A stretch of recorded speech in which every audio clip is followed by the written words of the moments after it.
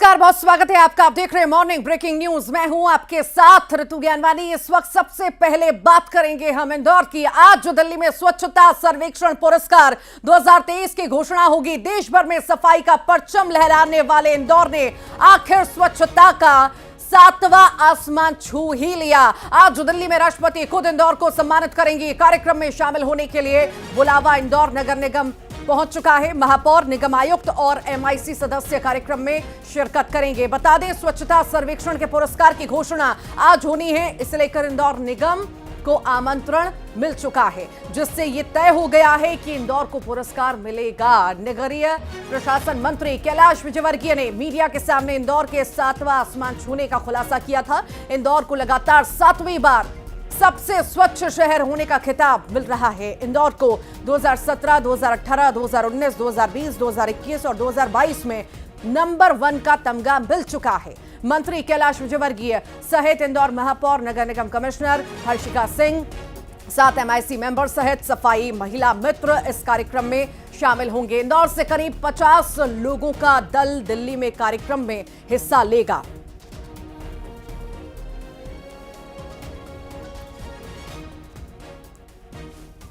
स्वच्छता में नंबर 1 इंदौर 7वीं बार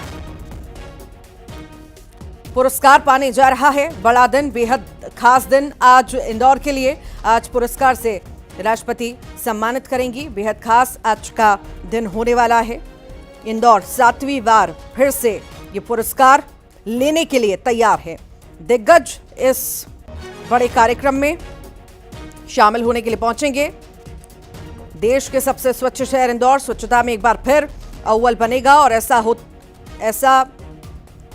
होने वाला है। और 7वीं बार स्वच्छता के मामले में देश में नंबर 1 बनने वाला शहर इंदौर होने जा रहा है। और दिल्ली में इसकी अधिकृत घोषणा होगी। आज बड़ा कार्यक्रम रखा गया है। आज दिल्ली में राष्ट्रपति द्रौपदी मुर्मू इंदौर को सम्मानित करेंगी और इसमें कई बड़े अधिकारी शामिल होने के लिए पहुंचेंगे।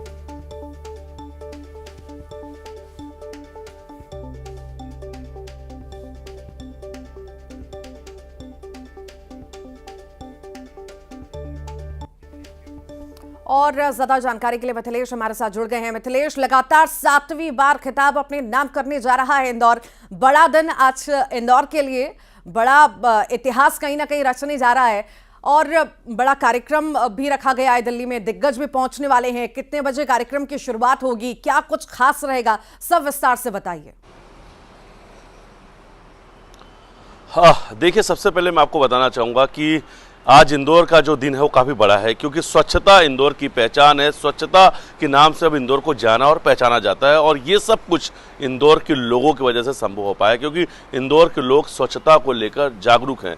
जब प्रधानमंत्री, देश के प्रधानमंत्री नरेंद्र मोदी ने लोगों ने स्वच्छता को लेकर आह्वान किया था, तो पहला जो उसके बाद जो पहला अवार्ड मिला था वो इंदौर के नाम था और तभी से इंदौर पिछले 6 सालों से स्वच्छता में नंबर 1 है।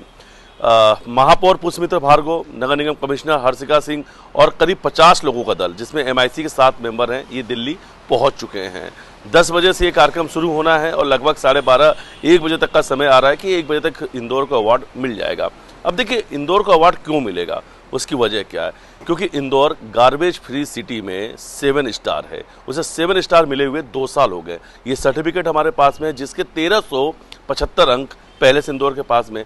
दूसरा, वाटर प्लस सिटी भी इंदौर को सर्टिफिकेट मिला हुआ है, जिसके 1125 अंक हमारे पास है। यानी 2500 जो 2500 जो अंक चाहिए होते हैं स्वच्छता सर्वेक्षण के लिए, वो पहले से ही हमारे पास में है। अब ओवरऑल अगर आकलन की बात की जाए, जो नंबर हमें चाहिए होते हैं 9500 स्कोरिंग की, तो उसके लिए इंदौर के अलग अलग कैटेगरी में इंदौर ने बेहतर काम किया है। फीडबैक के लिए जनता से जो फीडबैक लिया जाता है उसमें बेहतर अंक इंदौर के पास में। जो फीडबैक की एप्लीकेशन है उसके जो 100 नंबर के अंक है वो भी इंदौर के पास में। एक लौता देश का ऐसा शहर है जहां 6 प्रकार से अलग अलग कचरे को अलग किया जाता है, फिर उसका निपटान किया जाता है। और ये सिर्फ नगर निगम के कर्मचारी की बदौलत नहीं, इंदौर की जनता के बदौलत संभव हो पाया, क्योंकि इंदौर की जनता अपने ही घर के कचरे को 6 अलग अलग तरीके से अलग करती है। फिर 6 अलग अलग तरीके के जो कचरे हैं उसका निपटान किया जाता है। देश का सबसे बड़ा bio CNG gas plant Indore में, जहां से कचरे से ही गैस बनाया जाता है और जो गैस बनती है उसका पब्लिक ट्रांसपोर्ट में यूज किया जाता है।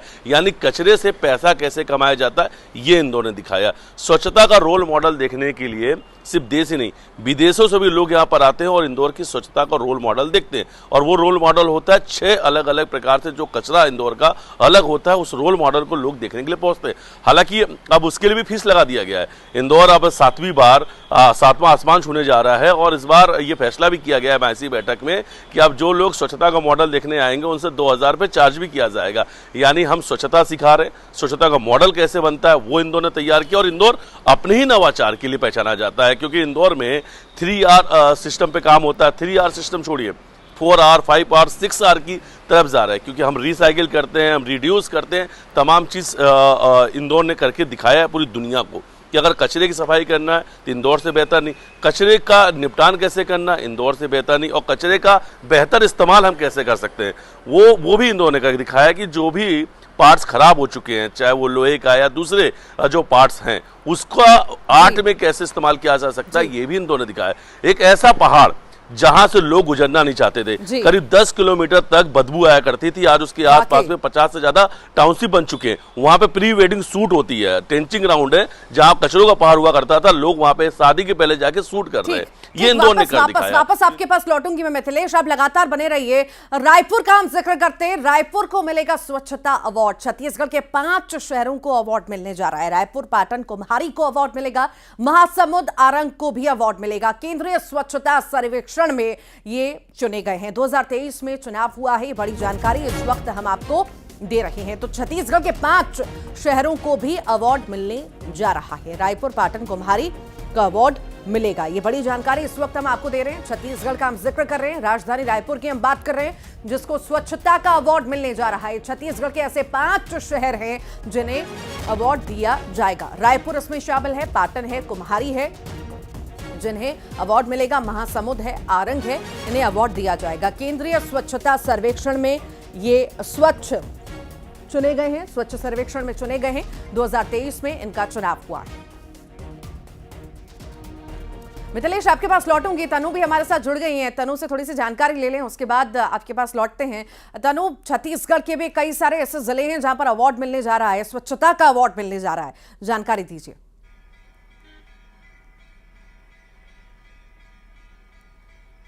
जी बिल्कुल, देखिए स्वच्छता सर्वेक्षण 2023 में राजधानी रायपुर को 5 स्टार रेटिंग मिली है और इसको लेकर आज दिल्ली में राष्ट्रपति द्रौपदी मुर्मू जो है महापौर एजाज ढेबर जो है वो पुरस्कार लेंगे। और अपने नियमित विमान से बीते दिनों ही महापौर एजाज ढेबर जो अपने MIC मेंबर के साथ दिल्ली के लिए रवाना हो चुके हैं। पिछले 2 साल से राजधानी रायपुर को 3 स्टार रेटिंग्स जो है वो दी जा रही थी। इसके साथ ही लगातार केंद्र सरकार की जो सर्वे की टीम है वो लगातार हर साल ये फील्ड पे जो है वो सर्वे किया करती थी और ऐसे में राजधानी रायपुर को गार्बेज फ्री सिटी और वाटर प्लस सर्वेक्षण को लेकर जो सर्टिफिकेट जो है वो दिया जाना है, जो राजधानी रायपुर के लिए गर्व की बात है, क्योंकि लगातार 3 स्टार रेटिंग में आने के बाद करीब 4000 से अधिक शहरों के बीच ये जो सर्वे है वो हुआ है और इसमें राजधानी रायपुर को 5 स्टार रेटिंग मिली, काफी गर्व की जो है वो बात है। और इसको लेकर महापौर एजाज ढेबर ने आम जनता के साथ साथ निगम के सभी जनप्रतिनिधियों का आभार जताया है कि उनकी मेहनत से ये जो है वो स्वच्छता सर्वेक्षण का अवार्ड जो है राजधानी रायपुर को मिल रहा है। इसके साथ ही इसको लेकर तमाम तरह की कार्य योजना भी और स्वच्छता को लेकर तमाम तरह के अभियान भी जो है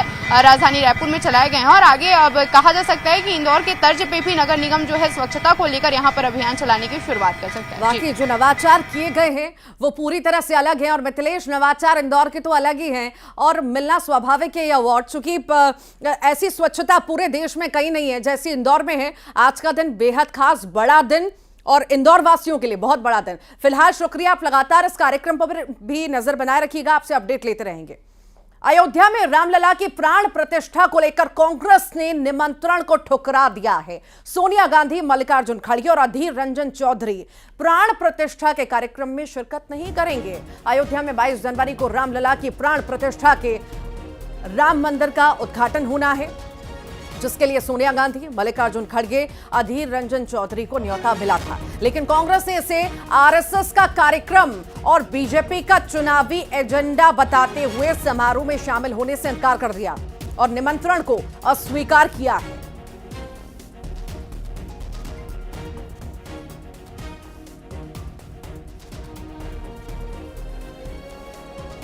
तो राम मंदिर का न्योता दिग्गजों को मिल रहा है, वहीं कांग्रेस के पास भी ये न्योता पहुंचा है। हालांकि कांग्रेस की तरफ से साफ तौर से इनकार कर दिया गया कि वो प्राण प्रतिष्ठा में शामिल नहीं होंगे। उनका कहना है कि ये बीजेपी का एजेंडा है, राजनीतिक लाभ उठाने की कोशिश बीजेपी के द्वारा की जा रही है।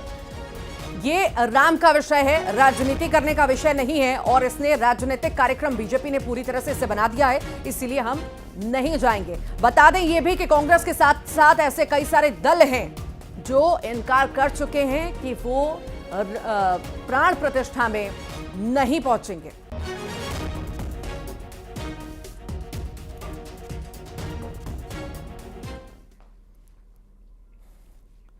बाईस जनवरी को रामलला के प्राण प्रतिष्ठा कार्यक्रम में शिरकत करने के लिए विपक्ष के नेताओं को भी राम मंदिर ट्रस्ट की तरफ से न्योता भेजा गया है, लेकिन इंडिया गठबंधन से जुड़ी पार्टियों ने इस समारोह से किनारा कर लिया है। आपको ग्राफिक्स के जरिए बताते हैं कि किस किस पार्टी के नेता ने अयोध्या में होने वाले प्राण प्रतिष्ठा उत्सव में शामिल होने से इनकार कर दिया। रामलला का न्योता मंजूर नहीं। सोनिया गांधी कांग्रेस से हैं, मल्लिकार्जुन खड़गे हैं कांग्रेस से, अधीर रंजन चौधरी हैं कांग्रेस से, अखिलेश यादव ने भी इनकार कर दिया है, समाजवादी पार्टी से हैं, शरद पवार हैं एनसीपी से। तो वहीं ममता बनर्जी पश्चिम बंगाल के सीएम, उन्होंने मना कर दिया है। सीताराम येचुरी सीपीआई से हैं, वृंदा करात सीपीआई से हैं, तेजस्वी यादव आरजेडी से हैं। ये तमाम वो दिग्गज हैं, वो विपक्षी पार्टियां हैं जो मना कर चुकी हैं कि रामलला की प्राण प्रतिष्ठा में हम शामिल नहीं होंगे। ये लोग आरोप लगा रहे हैं कि ये राजनीतिक कार्यक्रम है बीजेपी और आरएसएस का। राम का कार्यक्रम को इन्होंने राजनीतिक कार्यक्रम बना दिया है और इसमें हम शामिल नहीं होंगे। और इस पर सवाल भी अब उठने लगे हैं, कहीं ना कहीं बयानबाजी, सियासत खूब हो रही है।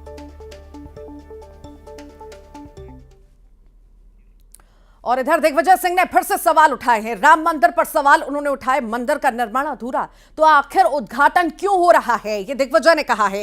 रामनवमी पर रामलला की प्राण प्रतिष्ठा क्यों नहीं हो रही है, चुनावी फायदा उठाना चाहती है बीजेपी, ये बड़ी बातें दिग्विजय द्वारा। हम लोगों के चंदे से ही राम मंदिर बन रहा है, आखिर राम मंदिर का निर्माण अभी अधूरा है तो अभी से ही उसका उद्घाटन क्यों हो रहा है। मंदिर का निर्माण ही पूरा नहीं हुआ तो भाई उद्घाटन किस बात का हो रहा है। जब मंदिर का निर्माण ही पूरा नहीं हुआ तो बीच में जो किया जा रहा है, अरे मंदिर का आप उद्घाटन कराने चाहते थे, आप प्राण प्रतिष्ठा कराना चाहते थे, तो फिर रामनवमी पर क्यों नहीं करा रहे हैं? आप जिस दिन भगवान राम का जन्म हुआ है उस दिन आप क्यों नहीं करा रहे हैं? इनका उद्देश्य धर्म नहीं है, इनका उद्देश्य राजनीतिक है। लोकसभा का 2024 का चुनाव का लक्ष्य है। ऐसे हम धार्मिक आयोजनों का राजनीतिक करने का हम इसका विरोध करते हैं, इसलिए हम इसमें शामिल नहीं हो रहे हैं। अरे हम सब लोगों ने चंदा दिया है तभी तो जाकर मंदिर बन रहा है। यहाँ जितने लोग बैठे हुए बताइए कौन कौन ने उसको चंदा दिया है। पंकज चतुर्वेदी जी जुड़ गए हैं बीजेपी से। पंकज जी बहुत स्वागत है आपका। प्राण प्रतिष्ठा के दिन बहुत करीब आ रहे हैं, उस पर बयानबाजी, सियासत खूब हो रही है। दिग्विजय कह रहे हैं कि आखिर निर्माण कार्य पूरा नहीं हुआ है तो इतनी जल्दबाजी क्यों है, आखिर राजनीतिक लाभ उठाने के लिए इतना जल्दबाजी में उद्घाटन क्यों हो रहा है? देखिए, दिग्विजय सिंह जी और कांग्रेस के लोगों को तो राम नाम की बात करके नैतिक अधिकार समाप्त हो गया, तो वही दिग्विजय सिंह है ना। सबसे बड़े रामद्रोही तो श्रीमान दिग्विजय सिंह है, जो हिंदू आतंकवाद, भगवा आतंकवाद की बात करते हैं। शर्म नहीं कांग्रेस पार्टी को कि प्रभु श्री राम की प्राण प्रतिष्ठा का अवसर है। 500 वर्ष के बाद एक ऐसा दिव्य अवसर पूरे भारत में आ रहा है। पूरे विश्व में जहां जहां राम भक्त हैं सब हर्षित हैं, प्रसन्न उल्लासित हैं। पूरी दुनिया से 150 से अधिक देशों के जो सनातनी उसमें भागीदारी कर रहे हैं। और कांग्रेस के लोग अपनी घटिया और सत्य तुष्टीकरण की राजनीति के लिए, वोट बैंक के लिए मना कर रहे हैं। 7 दिन इंतजार किया, तब तक विचार करते रहे। पहले जयराम रमेश कहते कि मैडम का कार्यक्रम तय करेंगे 22 को, क्या कार्यक्रम। अरे प्रभु श्री राम से बड़ी कांग्रेस पार्टी की मैडम हो गई। इतने बड़ा कांग्रेस पार्टी का नेतृत्व हो गया कि तुष्टीकरण के लिए प्रभु श्री राम को पीछे छोड़ दिया। हम इसीलिए कहते हैं चुनावी हिंदू हैं, अभी चुनाव आएगा फिर हिंदू बने घूमेंगे, कभी कोर्ट पर जनेऊ पहनेंगे, कहीं भगवा की बात करेंगे। पर मूल रूप से ये तुष्टीकरण की राजनीति करने वाली सस्ती और घटिया राजनीति करने वाले लोग हैं, जिन्होंने राम काज का, राम नाम का सदा विरोध किया, हमेशा विरोध किया। सिर्फ इसलिए विरोध किया कि ये विभाजित कर सकें, तुष्टीकरण कर सकें। लानत ऐसी राजनीति ठीक के है, ऊपर। जवाब ले लेते। भूपेंद्र गुप्ता जी जुड़ गए हैं। भूपेंद्र जी, लंबे अरसे के बाद ये घड़ी आ रही है, शुभ घड़ी आ रही है, क्यों नहीं स्वागत किया जाता? आखिर क्यों हर चीज में सियासत करना? सियासत तो भारतीय जनता पार्टी कर रही है। जब देश के जो सारे धर्माचार्य हैं, शंकराचार्य हैं, जिनको जो है सनातन धर्म और हिंदू धर्म का श्रेष्ठ मार्गदर्शक माना जाता है, जब वो इसके जो बातें उठा रहे हैं, तो उनका जो है दमन करके आगे बढ़ने का उद्देश्य क्या है सिवा राजनीतिक परियोजना के? क्या वोट के लिए भगवान को दांव पर लगाया जाएगा? हमारी परंपराओं को दांव पर लगाया जाएगा? कि चुनाव जीतने के लिए जो है हमारी सनातनी मान्यताओं को दांव पर लगाया जाएगा? इस बात का विचार इस देश को करना है। हम जो है धर्म को मानने वाले लोग हैं, और जो शंकराचार्यों का शीर्ष धर्माचार्यों का मार्गदर्शन होगा उसका हम पालन करेंगे। अगर अधूरे मंदिरों का जो है प्राण प्रतिष्ठा होती रही है भारत में, तो इसका उदाहरण भारतीय जनता पार्टी को प्रस्तुत करना चाहिए। पूरा देश राममय है, बहुत खुश है। कांग्रेस क्यों नहीं खुशी मना रही? अच्छा दिन है ना, पॉजिटिव साइड भी तो देखिए ना। रामनवमी को हम खुशी मनाएंगे, रामनवमी को हम जो है नृत्य करेंगे, हम रामनवमी जी को भगवान के जन्म का उत्सव मनाएंगे, उसमें कौन सी दिक्कत है? रोज मनाते हैं, हर घर में हमारे जो है दिया जलता है, रोज हम भगवान की पूजा करते हैं, राम दरबार हमारे घर में सजा हुआ है। वो दिन तो आएगा, स्वाभाविक सी बात है। जो ये बड़ा दिन आ रहा है प्राण प्रतिष्ठा का, ये फिर से तो नहीं आएगा ना? सिद्ध तय किया है, किसी धर्माचार्य ने तय किया है कि किसी नेता ने तय किया है? ये दिन कैसे आ रहा है बताइए? इसका जवाब देना चाहिए भारतीय जनता पार्टी को। ये किसी पंडित ने तय किया है, किसी धर्माचार्य ने तय किया है, किसी शंकराचार्य ने तय किया है? उनसे अनुमति लीजिए, और वो कहेंगे तो सारे हिंदू उसको स्वीकार करेंगे, उसमें क्या दिक्कत है?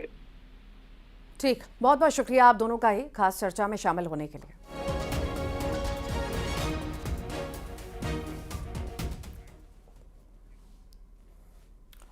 कांग्रेस का मिशन है ग्वालियर चंबल संभाग पर नजर कांग्रेस की। लोकसभा चुनाव की तैयारी में कांग्रेस जुटी हुई है, दिग्गज जुटे हुए हैं। ग्वालियर चंबल संभाग दौरे का तीसरा दिन आज है।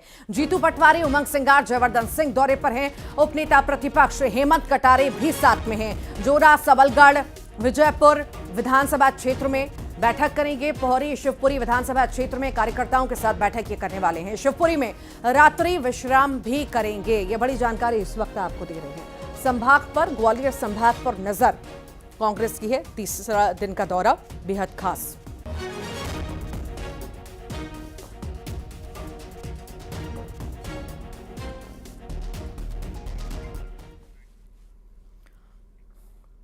सर्दी का सितम लगातार जारी है। मध्य प्रदेश की अगर हम बात करें तो ठंड और कोहरे का डबल अटैक यहां पर देखने को मिल रहा है। जहां प्रदेश के कई जिलों में कोहरे की चादर है, तो कहीं हल्की बारिश ने ठंड और ज्यादा बढ़ा दी है। मौसम विभाग ने राजधानी भोपाल समेत कई जगहों पर बारिश की चेतावनी जारी की। भोपाल में जहां कोहरे ने अपना डेरा जमाया, तो वहीं ग्वालियर में कड़ाके की सर्दी पड़ रही है। छतरपुर में भी सुबह से ही कोहरे के कारण विजिबिलिटी काफी कम रही, तो टीकमगढ़ में भी कोहरे के चलते ठंड बढ़ चुकी है। ये चार तस्वीरें आपको दिखा रहे हैं किस तरह से कड़ाके की सर्दी पड़ रही है, और डबल अटैक सर्दी का साफ तौर से नजर आ रहा है। कहीं पर अलाव का सहारा लिया जा रहा है, कहीं गर्म कपड़ों का, कहीं पर विजिबिलिटी पूरी तरह से नहीं है, ना के बराबर है। तो ये सर्दी का अटैक लगातार जारी है, और मौसम वैज्ञानिक कह रहे हैं कि अभी तो आने वाले दिनों में और ज्यादा ये सर्दी बढ़ सकती है, बारिश भी होने के आसार हैं।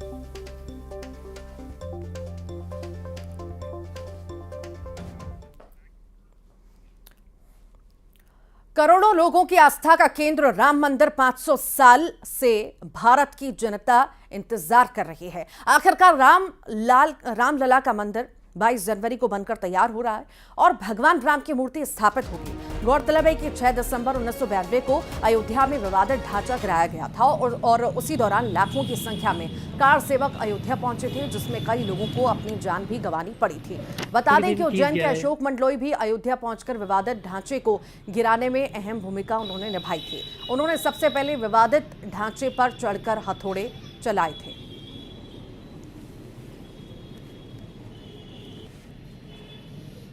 भ्रमण की करी थी विश्व हिंदू परिषद, बजरंग दल, पारस जैन के साथ में शिवा कोटवानी भी थे हमारे साथ, राकेश जी भार्गव भी थे, नंदूलाल भी थे, राजस्थान त्रिपाठी जी भी थे हमारे साथ। हम यहाँ से गए सीधे फैजाबाद उतरे, वहाँ से फिर हम अयोध्या गए, वहाँ पहुँचे और उसी दिन रात को बुलाया गया कि कौन कौन मतलब के बलिदान जत्थे में रहेगा। तो मैंने हाथ ऊंचा करके मैंने बोला मैं रहूँगा। तो उसमें एक उज्जैन से सिर्फ मेरा ही मतलब सिलेक्शन हुआ था उसके अंदर। और बलिदान जत्थे की मीटिंगें चल रही थी, बजरंग दल भी थे, विष्णु परिषद के थे, मंच से अपने अशोक जी सिंगल भी उधर बोल रहे थे, उमा भारती भी थी, मुन्नी मनोहर जोशी भी जीते मंच पे सब। और इधर हम तैयारी चल रही थी, हम पूरे देश से मतलब 500 जने का जत्था बनाया गया था। उसके अंदर से मुझे बिलई और एक छोटा घन दिया गया था। भोपाल से बड़ी खबर की हम बात करते हैं। जज की गाड़ी को कार ने टक्कर मार दी है। जज के ड्राइवर ने कार चालक पर आरोप लगाए अभद्रता और सरकारी काम में बाधा डालने के आरोप लगाए गए हैं। कार चालक पर 307 का केस दर्ज हुआ है। कार चालक ने आरोप लगाए हैं। जज के दबाव में 307 का केस भी दर्ज हुआ है। तो जज की गाड़ी को कार ने टक्कर मारी, उसके बाद ये विवाद और अब केस भी दर्ज। 307 का केस दर्ज हुआ है। भोपाल का हम जिक्र कर रहे हैं, जहां पर जज की गाड़ी को कार ने टक्कर मार दी, मामला गरमाता गया और अब 307 के तहत ये मामला दर्ज हुआ।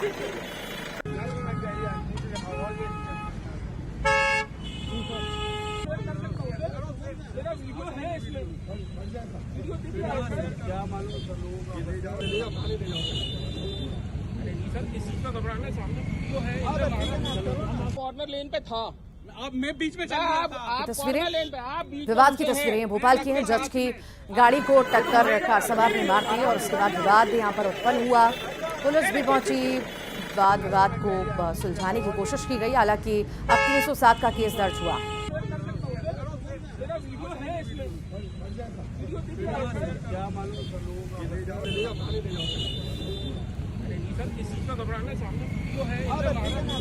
कॉर्नर लेन पे था, अब मैं बीच में आप कॉर्नर लेन पे, आप बीच में घुसे हैं ट्रक के साथ में। और आइए अब देखेंगे खबरों का 2020।